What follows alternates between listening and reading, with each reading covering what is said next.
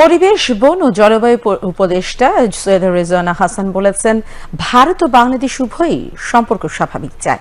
তিনি বলেন, সম্পর্ক কোনো দলের সাথে নয়, ভারতের সম্পর্ক হবে বাংলাদেশের সাথে।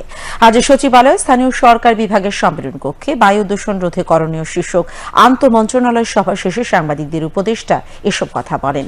তিনি বলেন, আমরা চাই কোনো দলের সাথে নয়, বাংলাদেশের সাথে ভারতের সম্পর্ক হবে। আমরা চাইবো যে কোনো দল বা কোনো ব্যক্তি কেন্দ্রিক সম্পর্ক কোনো প্রতিবেশীর সাথে আমাদের না হোক। সম্পর্ক হবে ভারতের জনগণের সাথে বাংলাদেশের জনগণের। সরকারগুলো সেখানে সহায়ক ভূমিকা পালন করবে।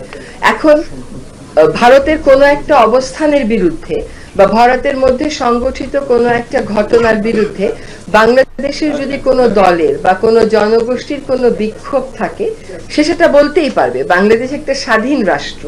তার যদি কোনো জনগোষ্ঠীর মনে হয় যে কোনো একটা দেশের একটা কাজে সে সংক্ষুব্ধ, তারা সেই সংক্ষোভের বিষয়ে তাদের মতামত জানাতেই পারে। সেজন্যই যে দুই দেশের মধ্যে সম্পর্কের কালো মেঘ কাটবে না তা না।